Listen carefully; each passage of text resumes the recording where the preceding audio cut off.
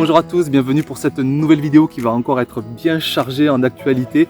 On va commencer par la serre à semis qui se transforme, ça y est, en serre à culture. On va voir de nombreuses plantations en extérieur, on va voir des premières cultures qui arrivent à leur fin et qui vont être remplacées par des cultures estivales. Encore beaucoup d'actualité, alors on ne traîne pas, vous savez, et on est parti donc pour cette nouvelle vidéo.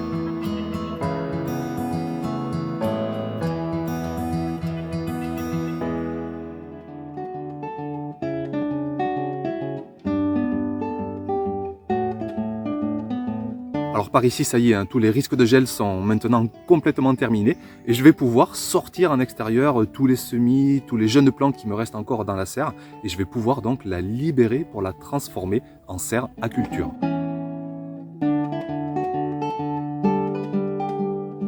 Alors vous remarquez que j'ai encore beaucoup de plants qui ne sont pas installés au potager et tout simplement parce qu'à l'heure actuelle, j'ai pas la place. Il faut que j'attende que des cultures arrivent à leur fin. Je pense aux petits pois, aux mange-tout, aux fèves, aux épinards, aux salades.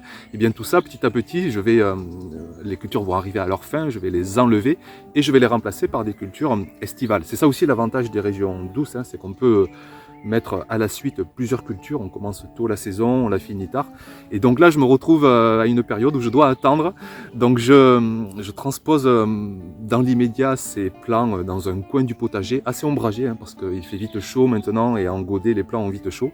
Donc je vide la serre en mettant tout ça dans ce que j'appelle une pépinière transitoire. Et puis petit à petit, dans les semaines, même dans les mois à venir, jusqu'à fin juin, j'alimenterai au fur et à mesure le potager une fois que les places se libéreront. Au passage, vous voyez que j'ai installé un système d'ombrage pour la serre, un système de filet rétractable. Je trouve ça vraiment génial. Mais je vous en dis pas plus pour l'instant parce qu'en fait, je ferai une vidéo thématique dédiée à ce sujet sur toutes les solutions d'ombrage au potager pour essayer de rester vraiment dans un créneau de température autour des 25-30 degrés. C'est vraiment là le créneau optimal. Donc pour l'instant, je vous en dis pas plus, mais promis, je vous parle en détail de ces solutions d'ombrage d'ici quelques semaines au plus tard.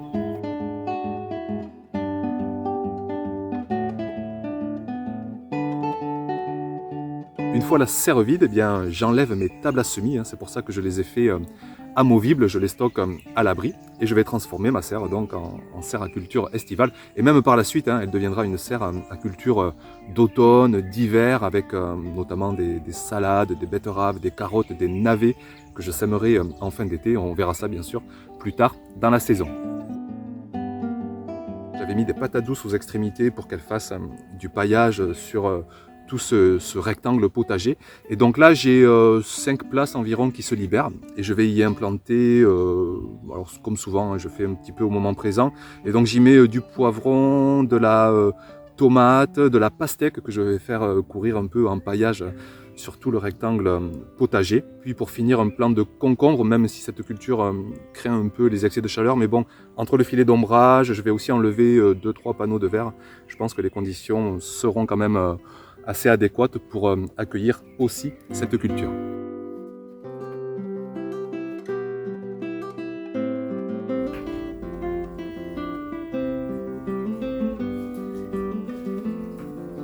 Alors on y va pour planter tout ça et toujours, je vous rappelle, dans une terre végétale qui est vraiment une terre avec des proportions idéales de sable, de limon, d'argile. Il y a quasiment 50% de sable là-dedans. Il y a aussi une partie de matière organique compostée pour la richesse, pour les cultures. Il y a aussi, j'ai mis de la matière organique grossière, tout ce qui traîne, des composts grossiers, du broyat végétal grossier que je mets en surface.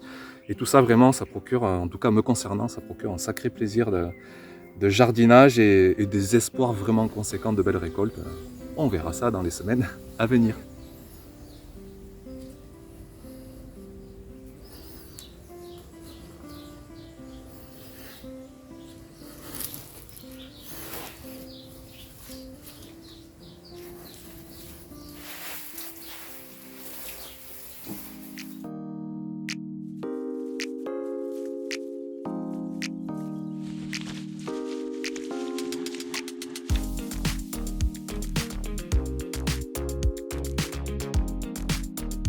J'ai déjà une parcelle de petits pois qui arrivent en fin de culture. En fait, c'était des petits pois que j'avais semé à l'automne. Et pour tout vous dire d'ailleurs, c'est une déception. Alors pas une grosse déception, mais une demi-déception on dira. Cette variété, ça n'a pas bien donné en fait. Les gousses ou les cosses, elles sont pas belles, les plants ils sont pas super beaux, les grains souvent ils sont même pas formés à l'intérieur. Alors je vais pas vous dire le nom de la variété parce que ça se trouve c'est moi qui ai fait que ça a loupé, donc j'ai pas envie de dégommer la variété. Mais en tout cas le constat est là, c'est pas une franche réussite. Alors je pense que le gel a fortement compromis quand même une bonne productivité. On a eu des gros gels cet hiver, des gels tardifs, et la culture, voilà, elle n'a pas bien traversé tout ça. Donc je préfère arracher sans attendre d'autres espoirs de quoi que ce soit. On a récolté quand même quelques grains, mais ça reste vraiment dérisoire, notamment comparé à d'autres parcelles de petits pois, où je vous les montre d'ailleurs. Vous voyez que là, ça n'a vraiment rien à voir. On a des belles gosses, des grains magnifiques. Et ça, voilà, là, c'est vraiment une belle réussite de petits pois. Mais là, non. Donc, je me décide à faire place nette. Tant pis, je vais enchaîner au plus vite avec des cultures estivales.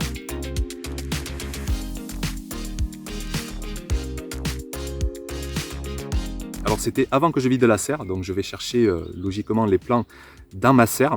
Et j'imagine bien sur cette parcelle un mélange en fait de cultures estivales. Donc je prends des tomates qui, comme toujours, vont monter en hauteur, des aubergines, j'en ai presque pas mis encore d'ailleurs au potager. Il y en a quelques-unes dans la serre, mais pas encore en extérieur. Et puis je prends des cultures qui vont aller au sol et des patates douces, comme souvent, qui feront bien l'affaire, qui vont ramper entre les cultures en hauteur.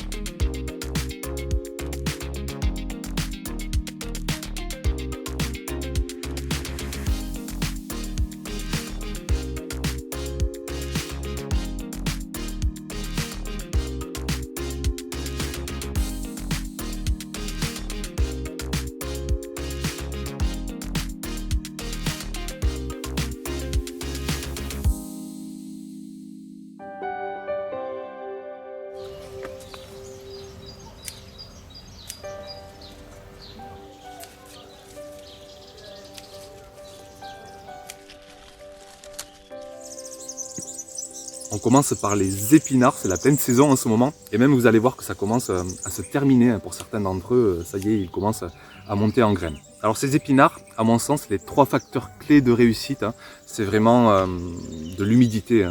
L'épinard et la pluie, c'est juste youpi. Une douceur de température aussi, ni trop froid mais ni trop chaud, sinon de suite ça va monter en graines. Et puis une dernière chose, l'azote. L'azote disponible, donc ça peut avoir multiples origines. Du carbone que vous amenez à votre sol, mais bien en amont de vos cultures, qui petit à petit vont se transformer en azote, des paillages, des composts, et puis ça peut être donc des engrais naturels qui eux agissent bien plus rapidement, que ce soit la corne, le sang, l'urine, les tourteaux. On a plusieurs solutions, on a plusieurs cartes en main en tant que jardinier pour essayer d'équilibrer au mieux la richesse, la fertilité de notre potager. Et vous voyez donc les premiers épinards qui montent en graines. Ça y est, ils commencent à avoir trop chaud. Sitôt qu'on dépasse les 20-25 degrés, encore pire, la culture a vite tendance à monter en graines. Alors je récupère les dernières feuilles, c'est pas forcément les meilleures, donc je cherche pas non plus à récolter toutes les feuilles. Et rapidement, j'arrache les plants, je les mets en paillage sur le sol et je vais attendre avant d'enchaîner, parce que cette culture là elle était prise en sandwich avec des petits pois, des fèves, donc je vais attendre de récolter les fèves, les petits pois dans les semaines qui arrivent, et par la suite donc je pourrai continuer à alimenter cette parcelle en culture estivale.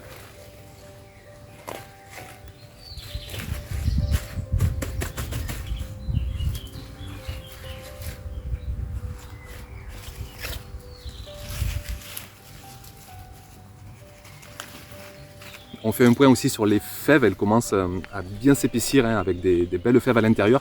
Et d'ailleurs j'ai sorti une vidéo mardi, je sais que vous êtes nombreux à ne pas avoir les notifications vidéo, donc je me permets de vous le dire, vous pouvez aller sur la chaîne, sur le mur des vidéos, et vous verrez une vidéo mardi où j'ai tout retracé de la récolte jusqu'à l'assiette. Donc je vous laisse peut-être aller voir après cette vidéo si vous avez le temps. Je me suis régalé en tout cas à faire cette vidéo du potager jusqu'à l'assiette. Donc pour revenir à ces fèves, on a vraiment en ce moment tous les stades de maturité maturité. Donc les semis les plus précoces que j'avais fait à l'automne, ça nous donne des grosses fèves.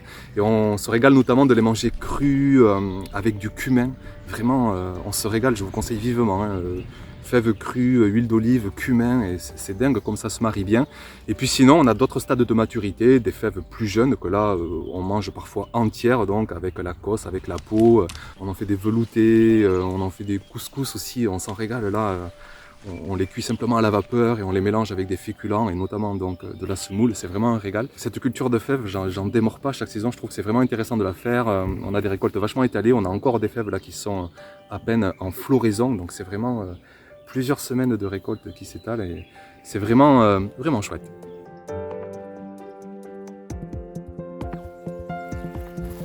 Je finis cet instant récolte avec les blettes. Alors là aussi, c'est une culture vraiment sympa par l'étalement des récoltes. On peut en avoir des semaines, des mois durant. Donc je continue à récolter les feuilles les unes après les autres. Et puis on m'appelle Monsieur Quiche, si vous ne saviez pas. Donc vous allez comprendre pourquoi si jamais vous n'êtes pas au courant. C'est que j'adore vraiment cuisiner cette culture en quiche. Alors en plus, vive le déconfinement. On a la belle famille qui est venue d'Aveyron avec un import direct de bons fromages frais. Made in Aveyron, donc quiche, fromage d'Aveyron, blettes du potager, lardons du boucher, œufs du poulailler.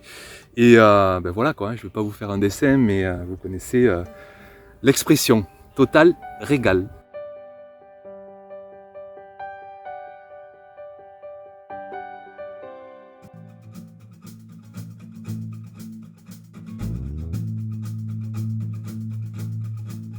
Petit focus maintenant sur les carrés potagers, j'en suis vraiment mais trop content. Alors par contre je vais les ombrager, ici région chaude, des cultures en hauteur, enfin des bacs de culture en hauteur, je pense qu'il vaut vraiment mieux les ombrager. Mais là aussi je vous en parlerai dans la vidéo dédiée.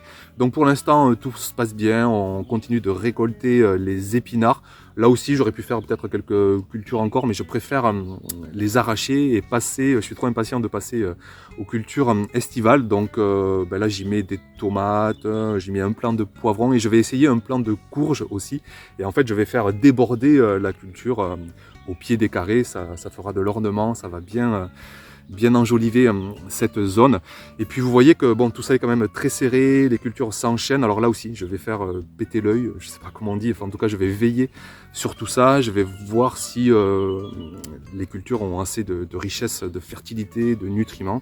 Et si jamais, comme toujours, en tant que jardinier, c'est mon rôle, si je sens qu'il y a un besoin de complément, eh bien, je suis là avec mes cartes en main pour agir si besoin, notamment avec la carte des engrais, parce qu'à court terme, il faut utiliser de l'engrais naturel.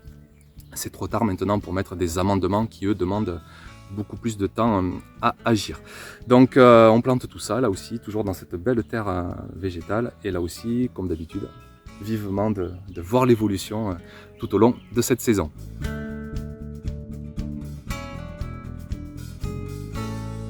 Je finis cette vidéo avec quelques actualités de la chaîne. Vous dire que je vais faire une petite pause. Le potager est maintenant bien installé. Je vais le laisser évoluer, prendre forme.